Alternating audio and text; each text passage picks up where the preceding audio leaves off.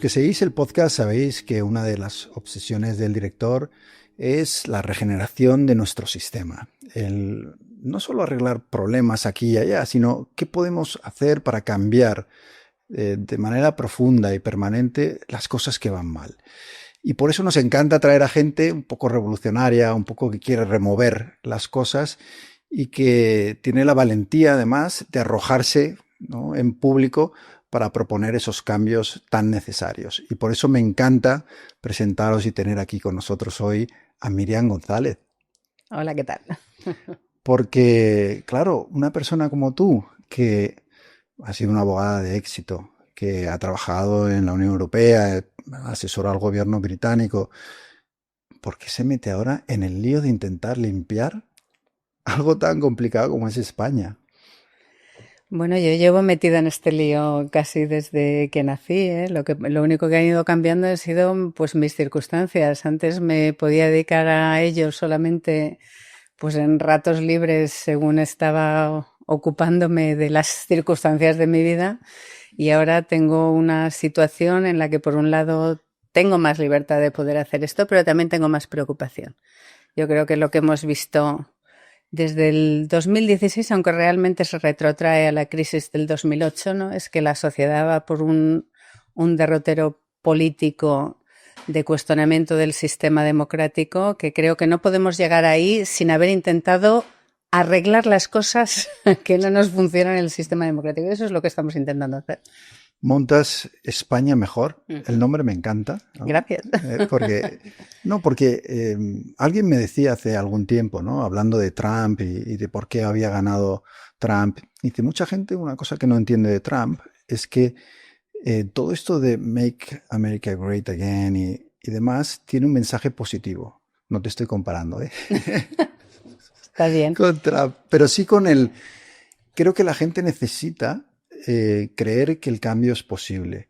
Incluso cuando hablamos de España y su sistema político, que, bueno, lo hemos visto en los últimos años, tú lo estabas diciendo, está pasando en muchos sitios, ¿no?, que la corrupción es un problema, pero España parece un país especialmente resistente al cambio. Mira, primero, gracias por hacer referencia al nombre de España Mejor, porque no te puedes ni imaginar el problema que fue cuando estábamos decidiendo el nombre, el poner ahí España, ¿no? Y la cantidad de gente que piensa que ya poner España es como que tiene una ideología política, ¿no? Y Pero siempre me ha parecido extraña, ¿no? Que somos el único país donde nombrar España tiene una connotación ideológica relacionada con la derecha. Sí, aunque quizá lo que es todavía más extraño es que el patriotismo sea ahora patrimonio casi globalmente de la extrema derecha, ¿no? Que yo es algo que disputo y no estoy en absoluto de acuerdo. Ha sido de una izquierda que se ha complejado muchas veces. Pues yo no lo sé, o quizá porque hemos dejado que el patriotismo sea de mirada hacia el pasado, ¿no?, que tú mencionabas. Pero antes de seguir con el vídeo, dejad que os presente a Incogni, patrocinador de este podcast y una solución para proteger tus datos y evitar que sean explotados en la web. En la descripción del vídeo podéis encontrar un enlace con una promoción especial para todos los que seguís el podcast del director. Ya sabéis que nuestros datos circulan sin control por internet y cada vez es más normal que sean utilizados para explotarlos comercialmente, para estafas o simplemente por fines comerciales. Lo hacen sin permiso y comprometiendo nuestra privacidad. Incogni borra y protege tus datos, ya sean los datos de contacto como email o teléfonos, información financiera, tus gustos en consumo, cualquier información que pueda ser utilizada en tu contra. Incogni busca, detecta y elimina esos datos para que no puedan ser explotados y recuperes tu tranquilidad en la web. En el enlace en la descripción encontrarás el código promocional El Director con hasta un 60% de descuento y toda la información para protegerte en internet. Make America Great Again. El gran problema ahí es el again, que todas estas concepciones del patriotismo hacia atrás, ¿no?, hacia lo que éramos antes. Volver al pasado. El patriotismo para mí es hacia el futuro y sobre todo de aquí y ahora. ¿Qué haces tú aquí y ahora por tu país? Eso es patriotismo, ¿no? España Mejor es un proyecto, bueno, en el que te estás fajando a tope. Tenéis cosas que a mí me encantan. por ejemplo, esas 99 creo que son medidas de regeneración, de limpieza política, de hacer que las instituciones funcionen para la gente y no para los políticos, como muchas veces estamos viendo.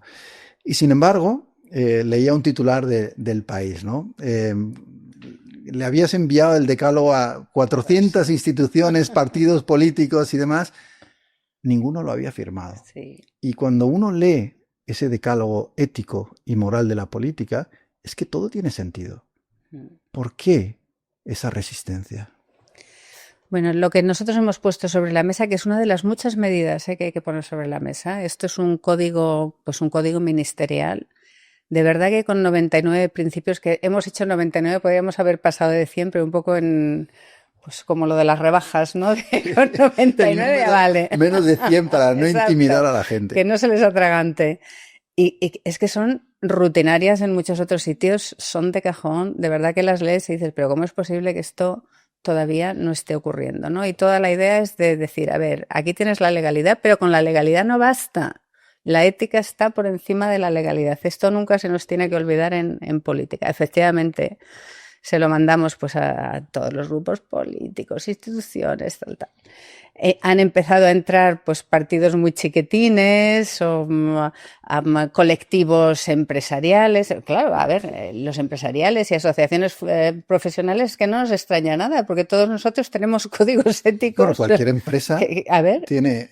cualquiera. Y la regulada es por obligación, ¿eh? Sí. Bueno, pues esto en la política es casi revolucionario. Y muchas veces, habiéndome ya reunido con un montón de gente de instituciones, de partidos políticos, etcétera, etcétera, te da la impresión de que realmente hay cosas que ellos podrían hacer, ¿eh? Porque dentro de todas esas 99 medidas hay algunas sencillinas. Por ejemplo, algo tan sencillo como decir, si ustedes tienen asesores, publiquen cuáles son las misiones que les encomiendan y publiquen sus currículums, para que así todos podamos ver si efectivamente tienen ahí gente que puede cumplir y no su son cometido. Unos enchufados. Pues oye, esto tan sencillín que dices, por ejemplo, la oposición ahora es un gol con portería abierto, ¿eh? El comprometerse en una cosa de estas.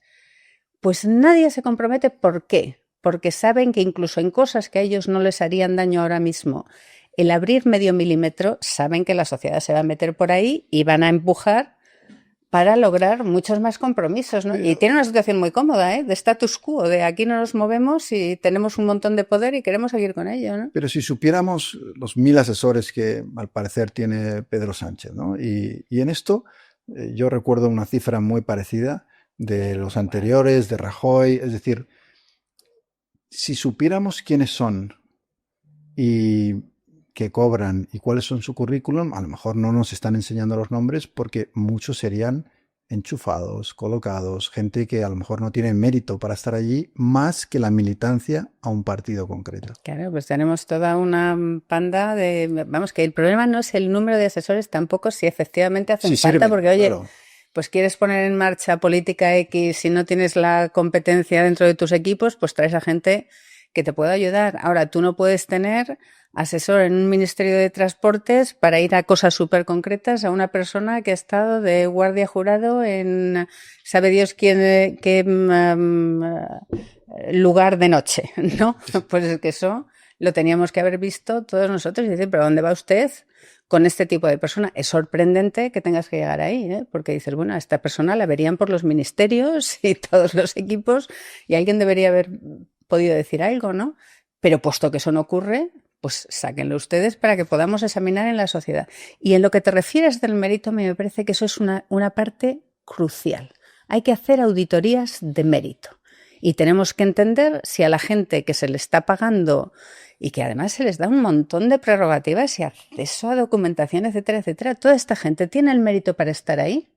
¿O el único mérito que tienen es tener un carnet? Yo diría que en la mayoría de los casos es el carnet, porque además tengo la sensación, y mucha gente comparte esta opinión, de que el sistema tal como está montado ahora no contribuye a que los mejores nos estén representando, sino que es una selección meritocrática a la inversa. Es decir, los mejores se están alejando de la política, no quieren saber nada de la política, y en cambio el político que lleva 20, 30, 40 años medrando en su partido, que no tiene una carrera profesional, que realmente no son grandes gestores, son los que terminan mandando y gestionando la vida de todos. Sí, mira, yo creo que estamos viendo el problema de una manera pues muy tangible ahora mismo, ¿no? Cuando tú pones a gente que no tiene mérito y capacidad en una serie de puestos y todo va bien, No pasa pues nada. oye, no pasa nada. Pero en el momento que algo va mal, pues como hemos visto con la Dana, como hemos visto con los incendios, ahí es cuando te das cuenta del coste real que tiene el poner a gente que no tenía que estar ahí. Y lo vimos ¿no? en la pandemia también. Y lo vimos en la pandemia, exactamente, pues en los momentos complejos. Y yo creo que ahí también hay una labor que tenemos que hacer entre todos nosotros como sociedad, ¿no? Esto no es enchufismo, no. El clientelismo no es solo... El enchufismo es que uno, en su empresa privada, coge al hijo del amigo, no sé qué, que ya está mal, pero bueno, esto es tu empresa privada. En un sitio público, cuando tú haces esto es clientelismo. Y el clientelismo es una forma de corrupción. Tenemos que empezar a trazar las líneas y poner las palabras con letras mayúsculas, ¿no? Pero claro, esto implica que tú estás utilizando dinero público para dárselo ¿a quién? A una persona que a ti te interesa porque en tu partido te interesa, pero que no le interesa a la sociedad tenerlo ahí, ¿no? Eso es corrupción. Pero también hay una culpa ciudadana, ¿no? En el sentido de que quizá no exigimos suficiente a nuestros políticos. Cuando hacen esto, ¿no? Cuando ponen a personas que parecen personajes de Torrente, ¿no? En puestos de responsabilidad. Da la sensación de que si son de los nuestros, si lo hace nuestro partido, se lo perdonamos. Lo criticamos mucho en el contrario, ¿no? Y esto hace que los que ya tenemos cierta edad y hemos visto ya cambiar muchos gobiernos, nos desesperemos con esta idea de que nada cambia, ¿no? De que constantemente repetimos los mismos errores, la corrupción vuelve porque, claro, mi conciencia política viene ya de Felipe González, los escándalos cuando yo empezaba a ejercer el periodismo, de Filesa, de financiación ilegal, de hermanos, ya teníamos ahí. El caso Guerra, vale, pero es que luego da igual quién venga, ¿no? Siempre es lo mismo, ¿no? Y nos encontramos con Rajoy, a mí me tocó dirigiendo El Mundo la época dura de la corrupción del PP, y ahora vemos que en el PSOE se reproducen los mismos hechos, gente en el corazón del partido y del gobierno cometiendo una corrupción muy burda, muy obvia, ¿no? Y nada cambia. Pero tú tienes el convencimiento de que puede cambiar. Sí, y además creo que este es buen momento para decir, bueno, aquí todos los momentos me parecen buenos. También te tengo que decir. Es reformable España para ti. Claro, y además es que sobre todo que esto no es solamente porque haya que hacerlo por ética y por decencia, ¿no?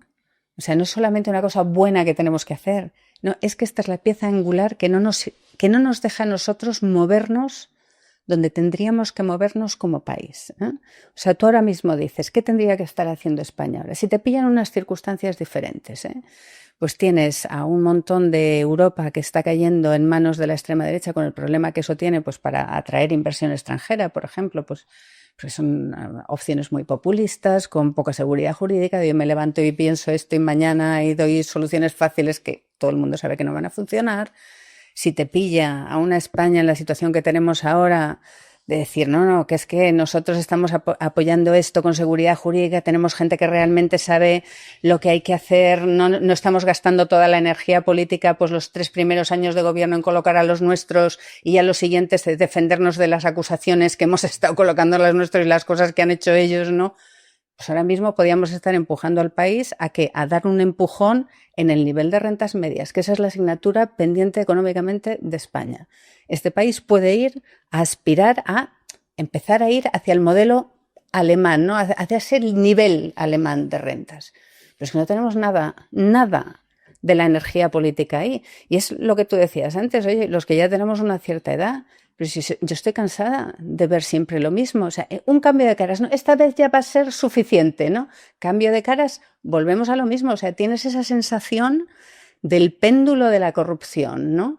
Dices, bueno, cuando ya llegas al momento que incluso se empiezan a poner sobre la mesa el utilizar instituciones para reforzar ese péndulo de corrupción, hay que decir basta. Y claro que entiendo que hay un montón de españoles que, bueno, pues oye, se apañan porque ya sabe que les va a tocar a ellos sí. la próxima vez y nos hemos puesto sobre la mesa un montón de excusas, ¿eh? O sea, había un momento que, bueno, pues es que estamos en la transición, bueno, es que estamos modernizando, bueno, es que España va bien, y como va bien, pues oye, si se llevan un poco, luego es que España iba mal, y como iba mal, pues tampoco se podía hacer. Un montón de excusas, y seguramente hemos participado todos en no haber sido lo suficientemente exigentes, pero ya, o a mí sea, me da un poco de 2025 pena. Se acabó, ¿eh? Sí, a partir de aquí sabemos lo que hay que hacer, se puede hacer, es hasta fácil hacerlo y hay que encontrar, pues los que estamos a favor de que esto ocurra, tenemos que irnos juntando y no bajar el listón de la exigencia social. Porque es verdad que el potencial de España es inmenso. Inmenso. Si uno... Con vientos de cola económicos que tenemos ahora. Total. Podríamos ser la California de Europa y a veces nos quedamos en la playa y el chiringuito y en los servicios y no explotamos el potencial. Y luego una cosa que a mí me preocupa especialmente, y tú lo has dicho en alguna entrevista, tenemos un talento muy grande. Enorme. Cuando uno va a ingenieros o a arquitectos o a cualquier profesión, ¿no?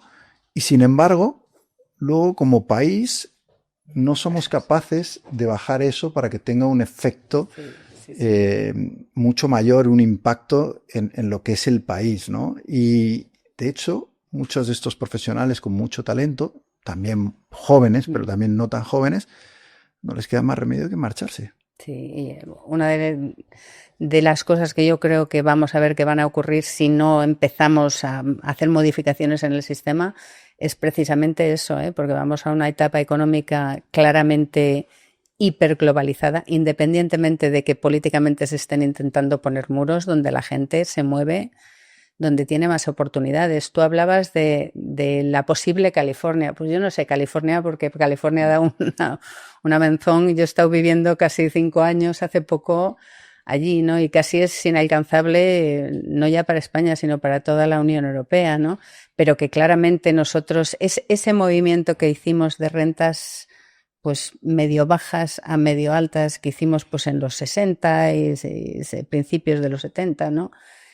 El siguiente movimiento tenía que haber ocurrido ya y ahora es posible hacerlo, ¿no? A mí me parece que ese modelo de una Alemania que funcione bien del sur, no con los problemas que tiene ahora Alemania, pues eso claramente para nosotros es factible y desde luego tenemos que aspirar a esos niveles de renta. Efectivamente, tú vayas donde vayas, tanto dentro de España como fuera de España, los españoles destacan en individual y destacan como empresas. Fíjate ahora la situación que tenemos, que nosotros nos levantamos todos los lunes y no sabemos si vamos a tener gobierno o no vamos a tener gobierno, ¿eh? Estamos constantemente como, ¿cuál es la situación política? Oye, este país crece. Y es que durante la crisis anterior los españoles se pusieron a exportar bienes y en esta se han puesto a exportar servicios y servicios de valor añadido. O sea que la sociedad empuja, pero es cierto que cuando nos coges en agregado nosotros bajamos. ¿Y cuál es el problema? El problema es el sistema, pues está claro.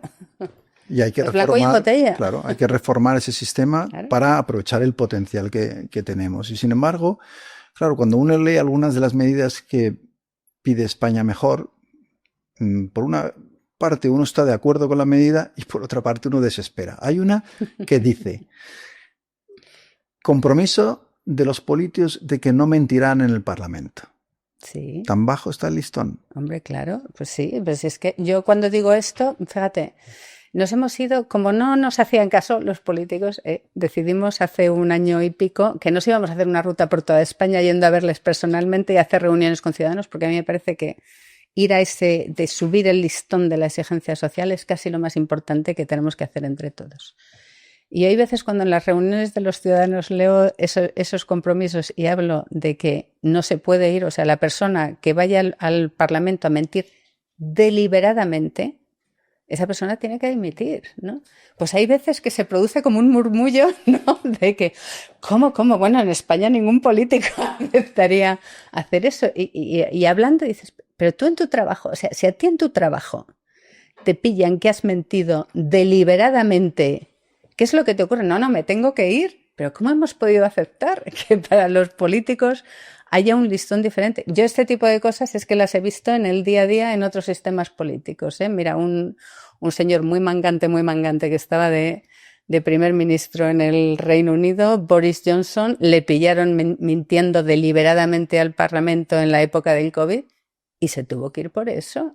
Pero pues es que eso es lo normal, lo que nos ocurre a la mayoría de los británicos son mucho más exigentes. Está el caso de aquel ministro, no recuerdo su nombre, que no sé si tuvo que dimitir porque intercambió los puntos del carné con su mujer. Ese era ministro en la época de que mi marido estaba de vicepresidente y era además de su grupo político, efectivamente.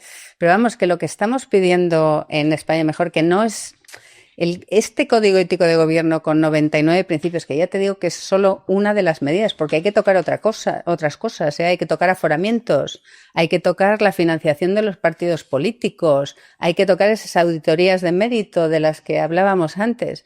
Pero esas 99 medidas no son los países anglosajones o los países nórdicos, no, es que estas cosas son rutinarias. O sea, lo de los asesores lo hace el gobierno de Meloni. Códigos similares los tienen en Francia, en Portugal, en Bélgica, hasta en Chile hay cosas, o sea, ninguna es exactamente igual, pero hay cosas parecidas. Es como, pero ¿cómo puede ser que en España esto no lo tengamos? Quizá porque los propios votantes de esos partidos no lo exigen más, ya lo decía antes, ¿no? Exigen mucho al contrario, pero nunca al propio, al que se le perdona casi todo, ¿no? Pero con esto de los códigos, y tú habiendo estado en una posición parecida, como esposa de Nick Clegg, en el momento en que era vicepresidente en el Reino Unido, y aquí nos hemos encontrado con la situación de Begoña Gómez, ¿no? La esposa del presidente Pedro Sánchez.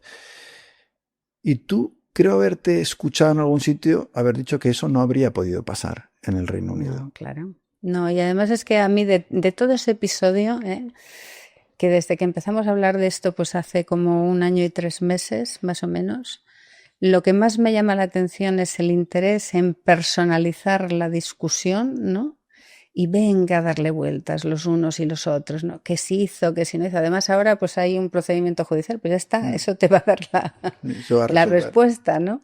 Y el poco interés que hay, ni por una parte, ni por la otra, ni por el gobierno, ni por la oposición, de decir, pues vamos a ver, claramente tenemos un sistema de conflictos de interés que no está modernizado y cómo vamos a mejorarlo, ¿eh? La situación que tenemos de conflictos de interés viene de una ley del gobierno de Rajoy. Es una ley absolutamente anticuada. Salió en el 2015, nació vieja, porque ya esa ley no tenía cosas que nos estaba pidiendo la OCDE de cosas sencillinas. Pues cuando se produce una apariencia de conflicto, aunque no sea un conflicto real, eso es malo porque hace que la sociedad pierda, ¿no?, la confianza en el sistema político. Pues eso hay que intentar prevenirlo, que esa es la otra cosa, prevención. No se trata de que una vez que se produce, pues ahí pones la guillotina. No, si lo que la sociedad quiere es que no se produzca y que no tengamos que gastar la energía política en esto. Oye, pues querrás creer que ni gobierno ni oposición han planteado esos sistemas. O sea, independientemente de lo que pase judicialmente con Begoña Gómez, yo soy de la opinión de que eso lo tienen que resolver los periodistas. No somos quien para decir si cometió o no un delito, pero sí que es verdad que a mí hay cosas, reuniones, gestiones que ella hizo que me parecen que no son éticas o que no debería hacer. Pero bueno, lo que es verdad es que tampoco había un código, unas reglas claras para que supiera lo que tenía que hacer o lo que podía hacer y lo que no podía hacer, ¿no? Y eso quizá debería establecerse, ¿no? O sea, bueno, eso ya es meterse en los detalles de si con las reglas que tenía se debía de haber hecho ciertas cosas o no, y si a ciertas cosas necesitas tener reglas a veces para decir, pues hay ciertas cosas donde yo no voy a tocar, ¿no? Pero lo que sí que está claro es que, bueno, yo de hecho, fíjate, el sistema que a mí se me aplicaba, que yo era socia en un bufete cuando mi marido estaba en el gobierno británico, que es que el primer día que entran en la coalición, tardaron 5 días en hacer una coalición, que por cierto son los mismos 5 días que el presidente del gobierno se tomó para pensar aquí porque estaba un poco agobiado, ¿no? Pues allí hicieron una coalición y Y el primer día nos llamaron a los dos, nos sentamos ahí con quien dirige básicamente toda la administración. Me dijo, oye, Miriam, ¿cómo tú haces esto? Mira, esto está bien, esto te vamos a poner aquí un sistema para preventivo para que en el momento que tú trabajas para algún cliente o crees que en el futuro, porque estás hablando con alguien para que sea tu cliente, le vamos a quitar a tu marido de todo esto.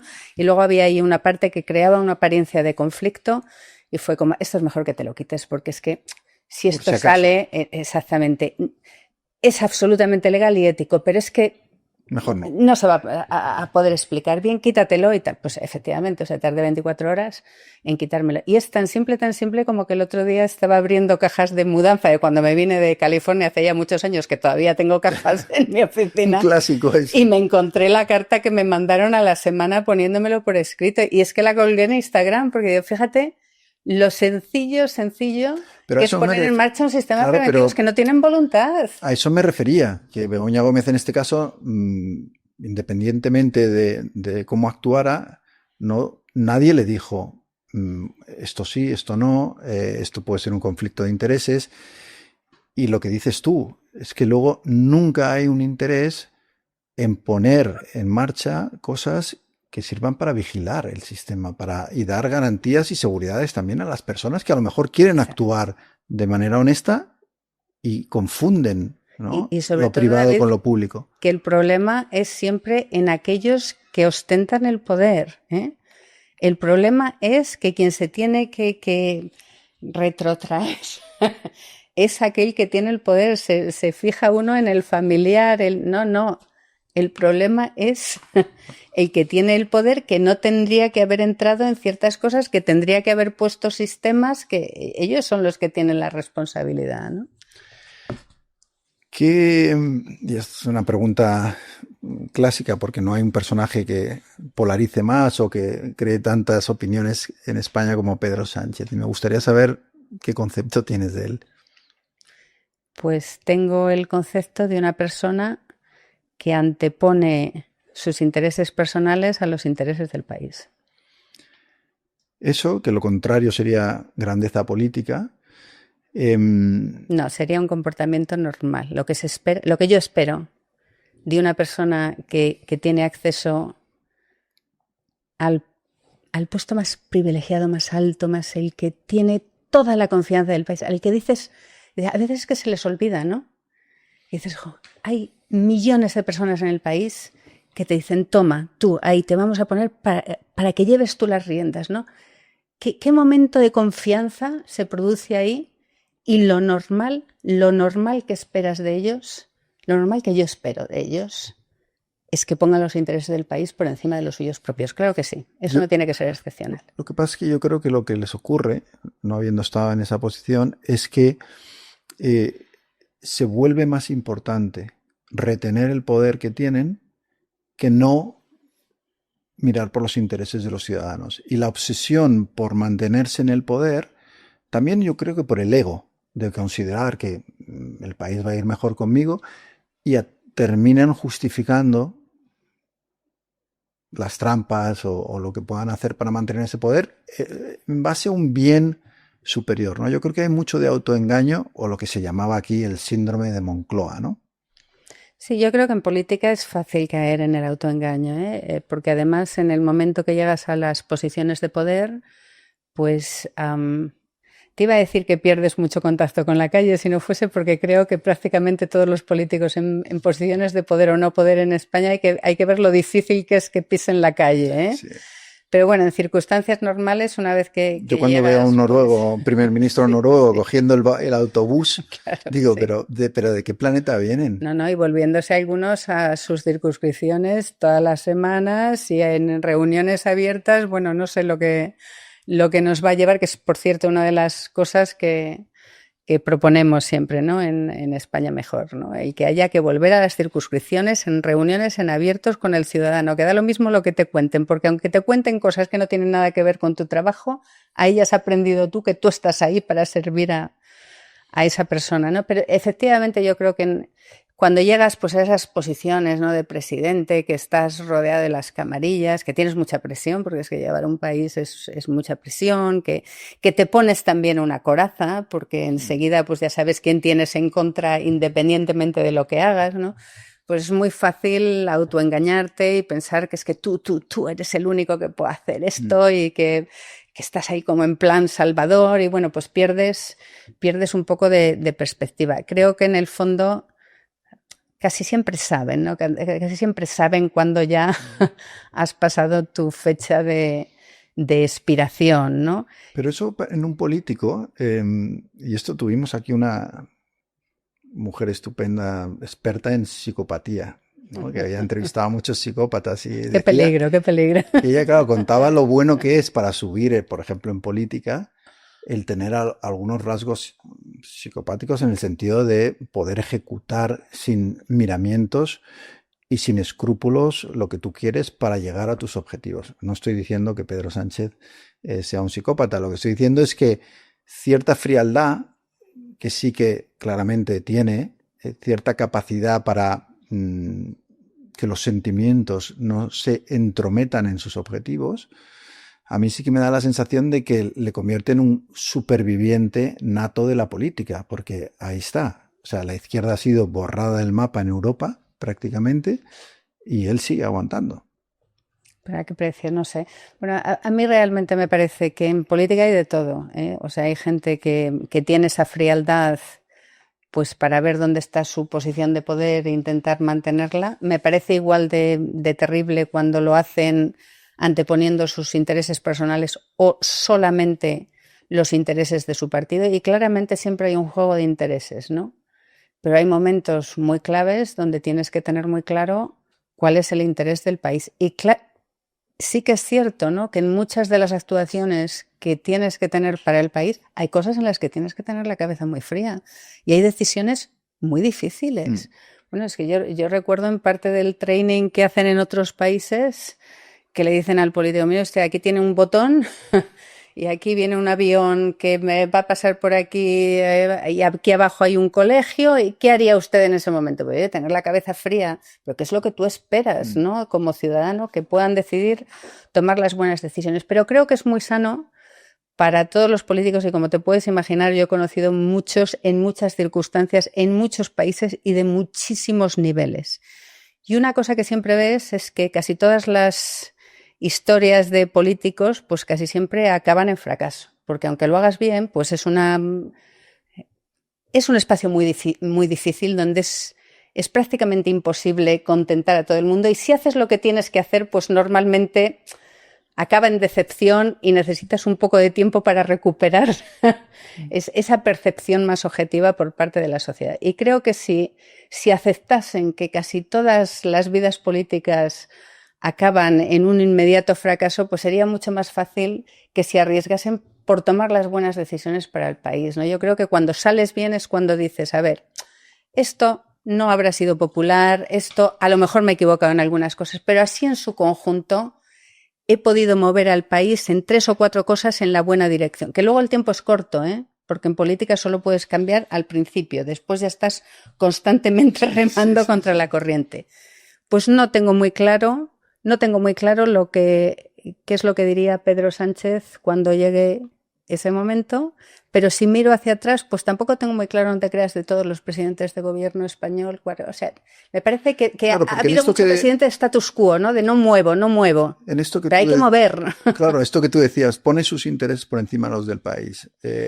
A mí me da la sensación de que en eso al menos no es excepcional, que ha sido algo que en la historia de la democracia española, quizás no en la transición, donde sí hubo más generosidad, pero luego sí que creo que los partidos, que en España tienen esta fortaleza, son partitocracias realmente, al final es lo más importante. Yo cuando escucho un debate en el Parlamento español, digo, ¿por qué no están hablando de las cosas que le interesan a los ciudadanos? Pero tú lo puedes escuchar. Yo lo hago. Es que te solivianta a veces escucharlo. Lo hago con un creciente cabreo claro, e indignación. sí. Además, yo soy un poco friki en esto y fui muy fan de seguir los debates en el Parlamento británico. Y el nivel era otra cosa. O sea, no tenía nada que ver. No sé ahora porque últimamente Bueno, ya no lo van hago. cayendo. Yo creo que ha caído. Sí. Pero yo te hablo hace 20 años, cuando yo estaba más en aquel. Y veías mucho nivel en el debate. Yo aquí me parece que muchas veces, la sensación que tengo, que tú te vas a un patio de colegio en España, en cualquier colegio, y las discusiones que tienen los chavales son de más nivel que la de los políticos. Pues mira, me alegro mucho de que menciones al colegio, porque que te mencionaba antes, ¿no? Qué valor verte las sesiones, porque una de las cosas que estamos intentando hacer en España mejor es decir, vamos a ver, ¿cuántas veces se pueden insultar en cada sesión, ¿no? ¿Y qué pasa cuando tú insultas en un colegio? Que te echan de clase ese día, ¿no? Pues no entiendo por qué en el Parlamento un señor insulta y no pasa nada. Se queda ahí todavía en la Puedes llamar sesión. de todo, Vamos a acordarte ver de la si madre del otro. Exacto, les podemos poner de acuerdo, por favor, que el que insulte se tenga que salir de esa sesión al menos ese día, en vez de estas cosas que hacen que, hoy lo quito del diario de sesiones. Pues es que ni en el colegio te tratan de esa manera. Pero desde luego, y yo creo que ese es el gran divorcio que se está produciendo ahora, ¿no? Que la sociedad pues tiene la sensación, ocurre también en muchos otros sitios, pero yo creo que aquí está todavía más acentuado, ¿no? Que tenemos la sensación de que los políticos pues no hablan en el Parlamento de las cosas que son las preocupaciones reales del ciudadano. Y a mí hay muchas veces que cuando hablamos, ¿no?, entre todos nosotros decimos, es que en España estamos muy polarizados. A mí me parece realmente que es que no estamos ya ni polarizados, ¿eh? Que el gran divorcio nacional ha sido que los que están polarizados son los que están en la política y todo ese entourage que está al lado de los políticos. Sí, Prensa, medios tal. de comunicación. Los otros, los ciudadanos, lo que estamos, yo lo que noto, lo que percibo es Desconectados. derrotismo, Sí. desconexión, casi tristeza, hay un punto de impotencia, ¿no? O sea, hay otra brecha más que se está abriendo que no es la de la polarización y que es muy preocupante. Y ahí es donde proyectos como España Mejor creo que pueden ayudar, ¿no?, a salir un poco de este bucle. Y sin embargo, siempre que se ha intentado en España crear un movimiento, un partido, algo de centro, liberal, reformista, siempre ha fracasado. ¿Por qué? Bueno, yo creo por cómo se diseñó el sistema justo a partir de la transición, ¿no? Hubo un primer momento en el que se une todo y se hace algo que a mí me parece que es justo el tipo de cosa que hemos necesitado en ciertos momentos de la historia de España y que necesitamos ahora, que es decir, a ver, gente, que no estamos ideológicamente todos. A mí cuando me hablan de liberalismo siempre digo, es que lo de liberalismo en España se entiende de aquella manera. O sea, hay mucha gente que se llama liberal y no tiene nada de liberal, ¿no? Pero da lo mismo que tú te consideres socialdemócrata, que liberal, que tal. Podemos poner un poquito de lado nuestras diferencias para lograr empujar al sistema en una determinada dirección, que es que claramente necesitamos poner ahí una parte de limpieza de controles y garantías, sin lo cual nosotros no podemos avanzar, que es que se ve inmediatamente si nosotros tenemos menos alumnos de media que muchos otros países europeos, pero oye, tenemos mucho más abandono escolar que en otros sitios. Nos gastamos más en justicia que en otros países europeos, pero nuestra justicia va más lenta y funciona peor. O sea, que no son medios, es cómo funciona el sistema, que tenemos las cosas puestas en otro sitio que no son las prioridades, o sea, al final del ciudadano. La pelea, ¿no?, el ruido constante, estas broncas del Parlamento, yo creo que lo que hacen es quitar todas las energías que podíamos tener en construir cosas. Es el coste de oportunidad. Lo que nosotros tenemos ahora es el coste de oportunidad. Dices, ¿qué es lo que tenemos que hacer en España? Hay que limpiar, hay que modernizar y hay que recuperar el ascensor social. 3 cosas. Esas son las 3 prioridades. Y desgránalo, pues área por área. Y seguramente estarían... Y oye, pues que no ha funcionado. Pues claro, es que tienes un sistema que dio mucho poder a los partidos que enseguida se instalaron en un bipartidismo, han cogido todavía más, han ido cogiendo, fíjate, en el 85 con la Ley Orgánica del Poder Judicial, lo que cogieron, pues ya empezaron ahí, ¿no? A ramplarse. Que hay algunos que dicen una fiesta, pero ¿cómo va a ser una fiesta? Que en una fiesta disfrutaríamos todos, esto es como una orgía solo de ellos, ¿no? Y claro, pues cierran todo el espacio, y al cerrar ese espacio, pues es muy difícil. Sí que es cierto que luego las distintas iniciativas que han surgido, pues era cada una de su padre y de su madre y no todas eran solamente de limpieza, ¿no? Tus abuelos fueron agricultores. Sí, Tus sí. padres, profesores. Sí, luego mi padre, luego entró en política y llegó hasta senador, pero era profesor, sí. Uno era de física y química y el otro era de latín y filosofía. Estaba como en un sándwich yo cuando era pequeña. Eso está bien porque recibiste un poco de humanidades y de ciencia, ¿no? Por todos lados. Pero mira, me mencionas mis abuelos y es que yo hablo mucho de esto en las reuniones con los ciudadanos, ¿no? Ahora que se ha puesto de moda lo de decir, ay, es que para entrar en política tienes que tener una formación exquisita y haber hecho pues título universitario, no sé qué tal. Y es como, mire usted, es que mis abuelos eran agricultores, pero es que sin nada, que solo me di cuenta después saliendo al extranjero el nivel de pobreza que teníamos en España en aquella época. Dos señores de boina sin formación, y es que vamos, sobre todo uno de ellos, a todos los que están en el Parlamento les daba 1000 vueltas, en sentido común. Seguro. Bueno, hablábamos del ascensor social, ¿no? Por eso te estoy sacando tu historia familiar, porque tú, bueno, das un salto en que vas a la universidad, tienes una carrera como abogada, y sin embargo, hay una sensación de que ese ascensor social que tú mencionabas se ha averiado. Y que ahora hay muchos, sobre todo gente joven, que está convencida, igual que tú, yo creo, tenías la certeza, y yo también, de que íbamos a vivir mejor que nuestros padres. Hay muchos jóvenes que piensan, vamos a vivir peor que nuestros padres, no tenemos perspectiva de futuro. Sí. Ese es uno de los grandes dramas de nuestro tiempo. El gran drama. Es que si nos falla el ascensor social, nos falla todo. Vamos a empezar a ver piezas caerse porque es la confianza en el sistema colectivo, ¿no? Yo cogí esa época de la transición, además es que lo recuerdo perfectamente, ¿no? Era una sensación. Era la sensación nos decían esas cosas de, hija, tú estudia porque tú estudiando vas a lograr hacerlo. Sí. Que luego nunca era verdad, pero bueno, o sea, sí. Era como que en cualquier momento había un viento que te estaba soplando por detrás en la buena dirección, ¿no? Y que la sociedad confiaba en ti y apostaba por ti. Yo creo que ahora hay un montón de jóvenes que piensan, y seguramente con razón, que la sociedad no apuesta por ellos, que son los grandes olvidados de la política española. Y es que además, o sea, a nada que preguntes y que estés con los jóvenes, se ve con nombres y apellidos. Nosotros hemos puesto sobre la mesa una propuesta de vivienda, sobre todo centrada en el alquiler asequible, ¿eh? Y se la llevamos al Congreso. Hicimos una mesa de expertos, de jóvenes, de todos los grupos políticos.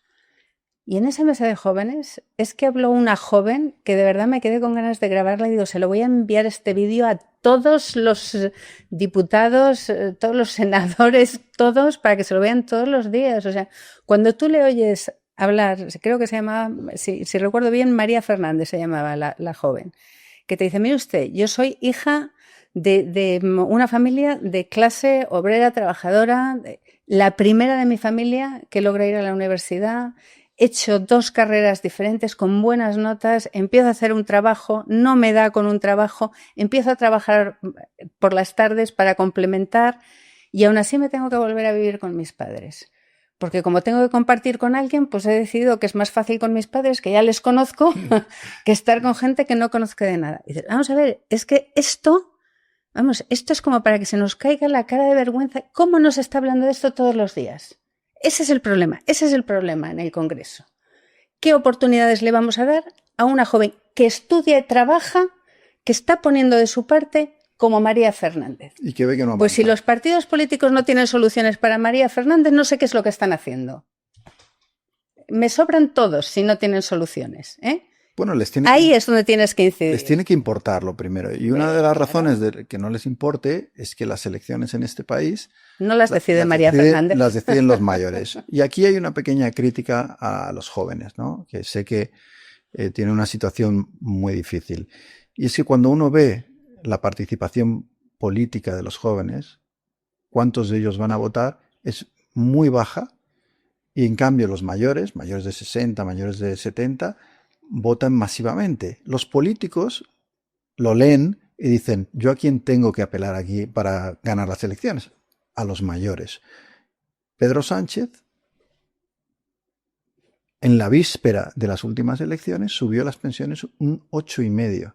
a los mayores, por supuesto, porque ahí estaba el voto que le iba a dar o no la reelección, ¿no? Y me da la sensación, yo no sé si es una solución, ¿no? Pero que más participación de los jóvenes en la política, más implicación, más ir a votar, les daría también más fuerza. Sí, vamos, estoy de acuerdo en todas las líneas generales de lo que dices. Creo que es una situación casi global, ¿eh? Siempre los jóvenes votan mucho menos que los mayores y es una de las grandes cosas que uno tiene que aprender desde muy prontito. También es cierto que están pues dedicados a labrarse su vida, tienen un montón de cosas y oye, pues hay veces que no te centras en la vida, en lo importante, hasta un poquito después y eso todos lo tienen que aprender. Pero yo la verdad es que creo que esta especie de brecha generacional, ¿no?, que a veces vemos, me parece que también es una cuestión de liderazgo. O sea, yo creo que la sociedad española es una sociedad muy solidaria los unos con los otros y unas generaciones con las otras. Y muchos de esos jóvenes están viviendo con el apoyo de sus padres, de los abuelos. Fíjate, los que quieren que luego, pues el problema de la demografía, hay que tener niños, que te quedas con ganas de decir, pero ¿cómo van a tener niños? Si es que están compartiendo con no sé cuánta gente la casa o no tienen casa propia, ¿no? Bueno, pues muchos de ellos viven de la ayuda de los abuelos, o sea, que esa ayuda que se da a nivel individual, si se articulase por parte, un poquito al menos, por parte de los partidos políticos, de decir, mire ustedes que hay cosas que esto es el futuro del país y hay que ceder un poquito en esto para que ellos puedan tirar y tal, yo creo que la sociedad española está absolutamente preparada para eso. De hecho, creo que en casi todo va muy, muy por delante de donde está el debate político y lo demuestran en el día a día, ¿eh?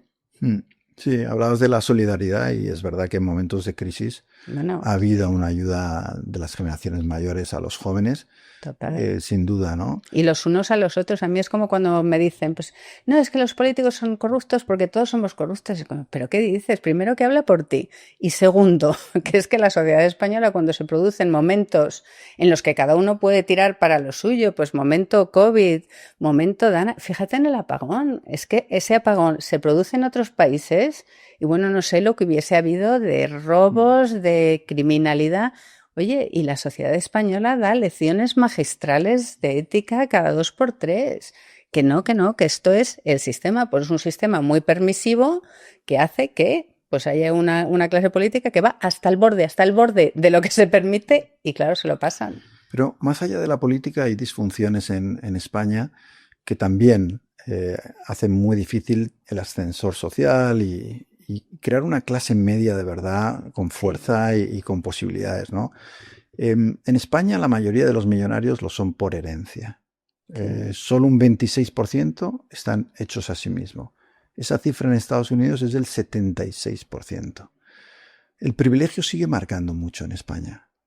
Sí, no sé si es justo compararnos con Estados Unidos, ¿no? Que es casi como el otro, también con costes, que tienes ahí de ese sistema. No, o sea, no pondría nunca a Estados Unidos tampoco como modelo en muchas cosas, pero sí que es verdad que en el modelo de emprendimiento, de salir para adelante, de dar oportunidades a la gente para dar ese salto, ¿no? Y convertirse en empresarios o crear su propia riqueza, creo que en España también hay todavía un sistema de privilegio muy importante, de dinero y poder económico que viene muy heredado del franquismo casi. O sea. Sí, casi, sí. Bueno, yo creo que hay dos cosas ahí, ¿no? Primero, ahí sí que creo que tenemos algo cultural que tenemos que ir venciendo y que eso se aprende, ¿eh? O sea, que eso si nos pusiésemos, pues es casi con modelos y poniendo el foco sobre cierta gente y hablando de todo ello en positivo, ¿no?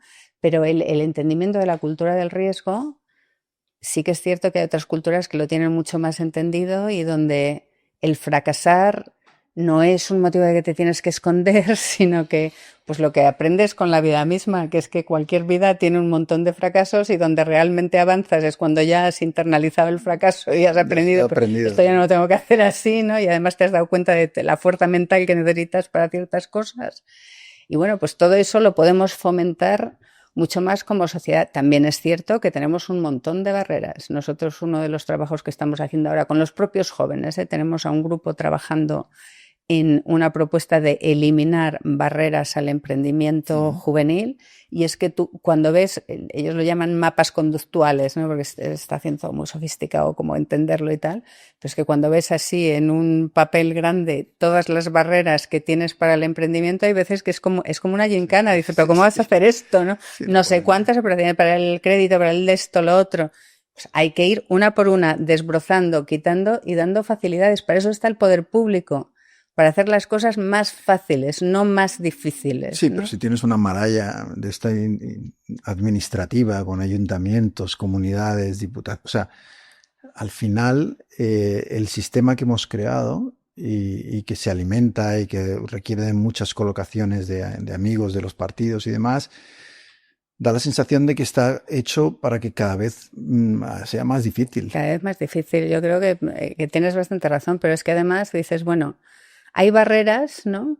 Que dices, esto es por un interés público X y tiene todo el sentido que, oye, aquí tienes que saltar esta tapia para poderlo hacer porque hay otro interés que es igual o más importante.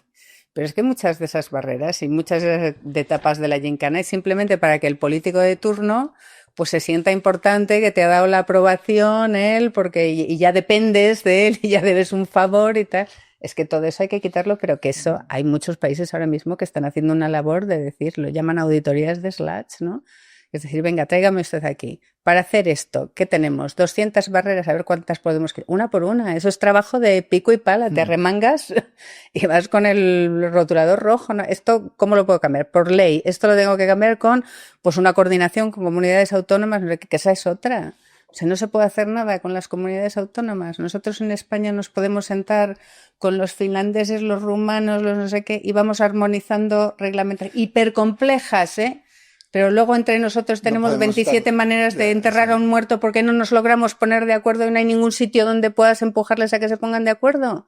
Esa es falta de voluntad política y pues lo que decíamos antes, que la energía política está puesta en otra cosa. Tema clave en el ascensor social y de la situación que están viviendo los jóvenes, la vivienda, ¿no? Medidas concretas, porque Pedro Sánchez ha anunciado hace poco, bueno, una ayuda de 30.000 euros para los jóvenes. Se van anunciando medidas, llevamos 7 años de este gobierno. El anterior tampoco parece que pudiera solucionar esos problemas, pero claramente se ha agravado en los últimos años. 7 años de medidas, una tras otra, se anuncian constantemente, pero los precios siguen subiendo, la oferta sigue reduciéndose, desesperación de muchísima gente para encontrar casa. No solo los jóvenes, por cierto, también es un problema para mucha gente que no es joven. España mejor. ¿Qué propone? Pues mira, hay toda una propuesta de vivienda con un montón de puntos específicos donde nosotros nos centramos en lo que nos parece que es pues más importante, que es el alquiler asequible, que luego hay muchos otros ámbitos de la vivienda que también son importantes, pero a nosotros nos parece que esa es la manera de intentar desencallar las cosas. No tanto y básicamente, el comprar, sino el... Que eso también tiene que hacerse, pero el poder tener un parque grande de alquiler asequible es la única manera de desencallar la situación que nosotros tenemos ahora. Y lo que es terrible es, primero, estamos en la situación que tenemos por una serie de políticas equivocadas tomadas tanto por un lado como por el otro. O sea, estamos sufriendo las consecuencias de decisiones políticas. ¿Qué es lo primero que tendrían que hacer? Asumir la responsabilidad para hacer ¿qué? Para decir, si tú miras la propuesta, que lo que nosotros hemos propuesto ahí no es... Primero, no es una fórmula mágica, tiene que haber muchos puntos que van todos a la vez. Y segundo, que no es cosas que no estén diciendo mucha gente. El problema que tenemos es que los partidos políticos, cuando miran a la vivienda, lo miran con su ideología. Entonces, hay unos para los que la parte pública, no, nosotros eso no, toda la solución tiene que ser solamente del sector privado. Hay otros que no puedes hablar ni siquiera de colaboración público-privado, porque ya privado está ahí, una cosa terrible. Pero si es que en vivienda es de estas situaciones, que para el alquiler asequible tiene que ser todas las cosas, que hay que hacer todas a la vez, todas al mismo tiempo, pues oye, es que no es, de verdad que no es imposible en esa presentación que teníamos al Congreso de la propuesta de vivienda, que empezamos con una mesa de expertos de distintos signos ideológicos. De verdad que cualquier ciudadano normal, tú y yo nos sentamos ahí y ves inmediatamente en 1 hora y media por dónde pueden empezar a surgir los consensos. Bueno, pues es que cuando llegaron los políticos, cada uno suelta su discurso, ningún punto en común.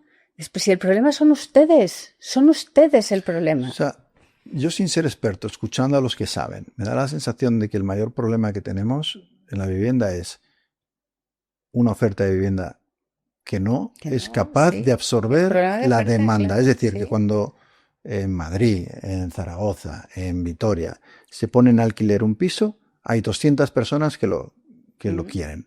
Y eso permite al propietario subir el precio porque hay mucha gente que lo busca. Entonces, ¿cómo se soluciona en un momento en el que esos mismos expertos dicen es que no se está construyendo lo suficiente, es que no hay suficientes viviendas?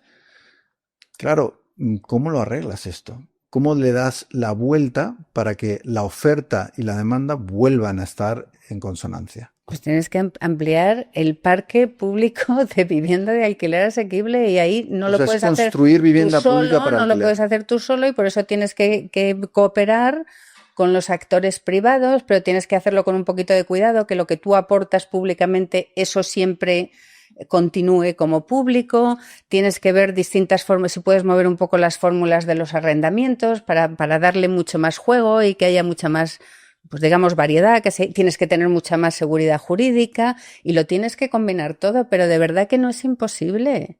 Lo que pasa es que no hay voluntad ni siquiera de sentarse, que dices, a ver, de todas las cosas nos podemos poner de acuerdo en 4, es que no se ponen de acuerdo en 4 y que no lo hacen porque vean el interés, no lo hacen porque no quieren cederse. En un tema tan importante para las siguientes elecciones, no quieren cederse el uno al otro ni medio centímetro electoral. Eso es el problema real.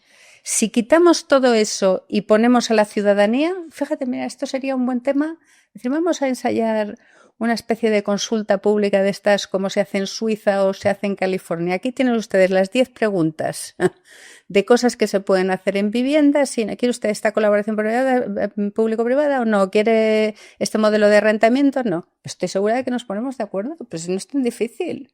Es que no quieren. Claro, esto tiene mucha relación también con esos jóvenes que ven que no van a poder adquirir una vivienda y que muchas veces buscan trabajos lo más seguro posibles y demás, ¿no? Sí. A mí una cosa que me preocupa un poco en la gente joven y que sale en las encuestas es la cantidad de chavales, de chicos y chicas cuya aspiración es ser funcionarios. 45%. Sí. Y no tengo nada en contra de los funcionarios, que muchos de ellos, y yo tengo en mi familia gente que trabaja en el sector público, pero es verdad que la aspiración cuando eres joven sea esa seguridad, ese tener un sueldo fijo, quizá cuando uno es joven las ambiciones son más grandes, ¿no? O los sueños son más grandes. Luego ya la vida te va poniendo en tu sitio, ¿no? Y ajustar los sueños. Pero ¿es eso parte del ADN español, del miedo que hablamos antes al fracaso que tenemos, la inseguridad, por supuesto, de la vivienda y la precariedad, pero hay como un empuje fuerte ahora de deseo de decir, no, olvídate, yo voy a ser funcionario y se acabaron los problemas? Y en las oposiciones hay miles y miles y miles, es una barbaridad la cantidad de gente que aspira a muy pocos puestos o a los puestos que salgan. Bueno, yo tengo que empezar por decirte que los grandes sueños también pueden ser funcionario. Yo fui funcionario durante casi 12 años de mi vida, de los trabajos que más me han gustado, donde más veía el sentido del propósito, y seguramente si pudiese decidir otra vez qué te gustaría, volvería a ser. Fui funcionaria de la Comisión Europea y vamos, para mí era un gran sueño en términos de las cosas que puedes hacer. Tiene una ¿no? connotación negativa, pero no. El problema real para mí no es que 45% de los jóvenes españoles quieran ser funcionarios. Es que luego cuando les preguntas, y nosotros hicimos una mega encuesta sobre esto, o sea que tenemos los datos, cuando les preguntas por qué quieres ser funcionario, no es porque tengan vocación de servicio público. Más de 80 y pico %, ya no me acuerdo exactamente si era 82, 83, pero vamos, un número altísimo, no es por vocación de servicio público, es porque lo ven como una manera de tener un sueldo seguro Claro, que y un trabajo para siempre. A ver, ahí tenemos pues muchos problemas relacionados. Uno de los grandes problemas que tenemos ahí es ¿cómo puede ser que nosotros tenemos un mercado laboral muy rígido y con muchísima reglamentación para dar seguridad? Y oye, los jóvenes piensan que eso no te da seguridad. Por eso quieren ir a lo que ellos ven como seguro, que es ser funcionarios. ¿Por qué? Porque lo que más te da seguridad en el mercado de trabajo es que haya muchos trabajos y muchas oportunidades con buenos sueldos para que tú puedas elegir. Eso es una de las cosas que hay que empezar a reflexionar y que es un tabú en España, lo de mirar la situación del mercado laboral. Pero a mí me parece que es más las circunstancias, o sea, seguramente pues hay ahí algo de cómo entendemos el riesgo, el emprendimiento, todas esas cosas que estábamos hablando antes. Pero a mí me parece que es sobre todo pues por esas rentas tan bajas, el pensar que además, aunque sigan, nunca van a tardar un montón de años en poder subir de escalafón. Y dicen, bueno, pues me hago unas oposiciones, me aparco aquí y ya sigo, ¿no? Eso es lo que es sangrante, que no estén ahí porque es lo que de verdad quieren hacer, ¿no? Eso es lo que te desanima. Es curioso que en mi entorno hay incluso también, y sobre todo en este caso mujeres que han llegado, han sido profesionales y les ha ido bien y que de repente están opositando. Y me llama mucho la atención, ¿no? Y dicen, mira, se acabó, quiero algo más tranquilo, algo... Y entran en esa competencia de las oposiciones, que en España son terribles porque se presenta una cantidad de gente brutal a los puestos que hay, ¿no? Y mucho de memorizar, muchas de ellas, todavía. Bueno, ese es un problema que también tenemos en la escuela que a mí siempre me ha disgustado, ¿no? Sí. Apréndase usted el Código Civil, es como, pero si lo tengo a mano a todas horas. Tuvimos aquí a Tony García, que fue premiado como el mejor profesor de España y que le dio la vuelta a un colegio y demás, y yo le insistía mucho en todo esto de la memorización en las escuelas, de no intentar fomentar más la creatividad y el emprendimiento y sobre todo el pensamiento crítico, porque creo que de todo lo que hemos estado hablando, muchas veces la tolerancia a la corrupción de los nuestros y el miedo al cambio, yo creo que la falta de espíritu crítico en el sistema educativo creo que, contribuye a que sea un país difícil de cambiar. Bueno, espíritu crítico y luego cosas muy concretas, ¿eh? O sea, yo creo que, por ejemplo, en matemáticas, pues claramente tenemos un problema. Comprensión lectora empezamos a tener cada vez más problema y eso no se puede aceptar, que la educación no esté en el centro de los programas políticos de todos los partidos con esa situación. Y para mí algo que es fundamental, y cualquiera que esté mirando cómo está operando el mercado global lo ve inmediatamente, cada vez hay más incidencia en la educación, en la experiencia práctica, a todos los niveles, no en el último año universitario, no. Los de la universidad, los de no universidad, los más pequeños, tenemos que ir fomentando esa experiencia práctica, y es que aquí no lo estamos ni tocando, ¿eh? Al revés, lo están haciendo cada vez más difícil, ¿no? Con la competencia que hay, ¿eh? Con la competencia que hay, que global. Es que se les tiene que meter a todos, eso sí que lo tienen los jóvenes bien metido en la cabeza, pero nuestros representantes no lo tienen en la cabeza, que competimos todos con todos. Sí, ya no es lo de antes, sí. Algunos dicen que España mejor es una especie de sucesor de Ciudadanos. ¿Te molesta? No, tenemos gente, no, simplemente pues que no es verdad, o sea, es que es una organización de la sociedad civil y tenemos todo tipo de personas. Primero, que no es un partido político, y luego tenemos, pues la mayoría de la gente, yo te diría que un 80-85% es gente que no tiene etiqueta política y que no se siente cómoda ahora mismo con los partidos que hay, con ninguno de esos corsés tan adoptando rígidos, a los huérfanos, ¿no?, del rígidos. sistema. Pero luego tenemos gente de todo, simpatizantes e incluso miembros del... Mira, el otro día en los grupos de trabajo una miembro del PP, más simpatizantes del PSOE, más Madrid, hay incluso algún independentista a pesar del nombre, y sí, hay gente que se quiere relacionar los unos con los otros. Y una cosa que me parece muy sana, que es decir, a ver, en todo, con que tú te pongas de acuerdo en un 80-85%, ninguno estamos de acuerdo al 100% con las propuestas, pero con que tú estés al 80-85%, pues por aquí van las soluciones. Luego cada uno le pone el tinte ideológico y dice, oye, eso es bueno, la ideología también es buena, ¿no? Pero el sentido común tiene que estar antes de la ideología. Sí, totalmente. Pero ¿es la semilla de un partido político? No, España Mejor nunca va a ser un partido político, ¿eh? Es una organización de la sociedad civil y además yo creo que si me preguntas a mí, a Miriam González, lo que me gustaría ver es que en España tengamos, que me parece un poco asignatura pendiente, ¿no? Que tengamos pues 3 o 4 organizaciones grandes de la sociedad civil, pues con un saborcito un poco diferente cada una, ¿no? Y que interactúan con naturalidad con los partidos políticos. Lo que sí que es cierto es que se ha producido un rumor este verano sobre si yo, pero yo personalmente, no como España Mejor, si yo estaba considerando, creo que incluso dijeron que si me habían llamado, fíjate, como que a mí me tuviese que llamar nadie para mi país, que es que no hay nada que me apasione más, ¿no? Y sí que es verdad que yo he empezado a plantear, como vamos a ver, si llevamos aquí 2 años intentando mover la limpieza, la regeneración y no se mueve nada, ¿cuál es el plan B? ¿Cuál es el plan B? Y a mí, a todos los que me hacen la pregunta, les hago la pregunta a ellos, ¿no? ¿Cuál es el plan B? ¿El plan B es esperar otros 10 años sin que se muevan? Pues hombre, ojalá no lo tengamos que hacer, pero si eso es lo que hay que hacer, pues habrá que moverse donde haga falta. O sea, que porque lo que no puede ser es dejar las situaciones, pues espero no tener lo que hacer. Pero vamos, que estoy hablando con muchísima gente que piensa igual, ¿eh? O sea... Lo que pasa es que en la política del fango que tenemos ahora, que yo por algún amigo te dicen, es que esto es una trituradora, es que esto te destroza. Estamos viviendo un mundo ahora con las redes sociales, con los populismos también, que hace que la política sea mucho más desagradecida, mucho más difícil y donde además el daño personal que te pueden hacer a ti es mayor, ¿no? Digamos que el sacrificio es muy grande, porque las reglas del juego, que antes había, siempre ha sido dura la política, pero creo que las reglas del juego ahora han saltado por los aires.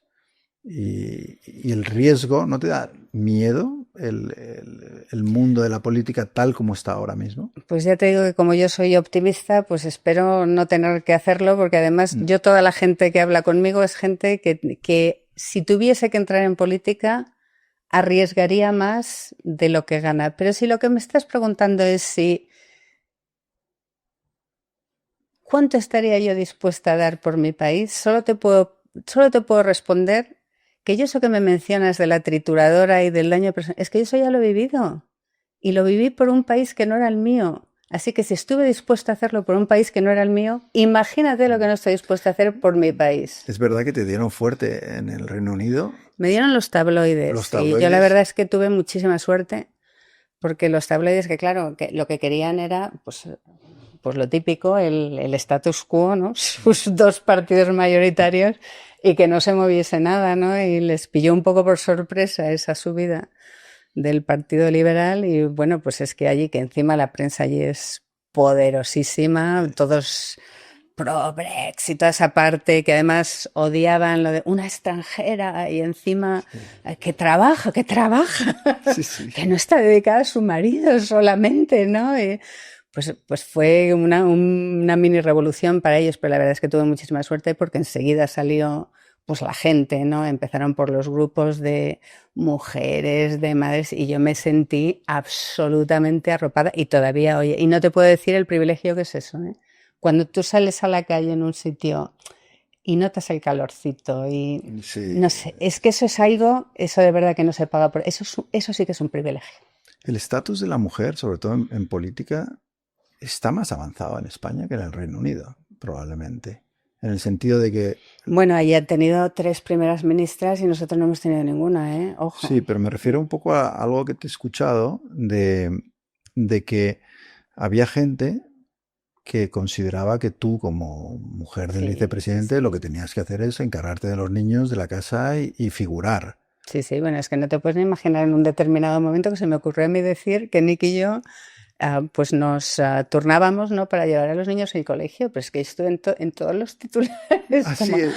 Que ella le hace llevar a los niños al colegio. Yo me desgañitaba diciendo, pero mire usted, que esto es el Reino Unido, es que los presidentes de Estados Unidos, que es un país porque tiene una agenda mucho más complicada, juegan al golf. ¿Cómo puede ser que lo de los niños?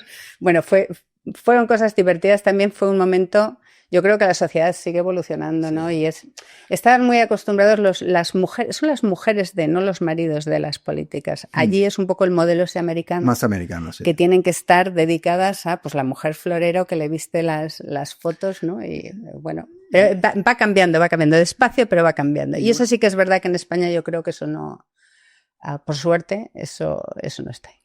Una mujer presidiendo España, ¿lo ves? En el futuro. Veo todo tipo de personas presidiendo España. Lo que quiero, para mí no es tan importante ni mujeres ni hombres. Sí, pero no ha pasado. Es gente que esté dedicada a su país. Eso es lo que es fundamental. ¿Tú crees que el país, en Estados Unidos, por ejemplo, se dice mucho que Hillary Clinton no ganó por ser mujer, porque no estaba preparado el país? Las últimas elecciones también ha habido cierta connotación o gente que cree que Kamala Harris también se vio perjudicada por su condición de mujer. ¿Tú crees que en España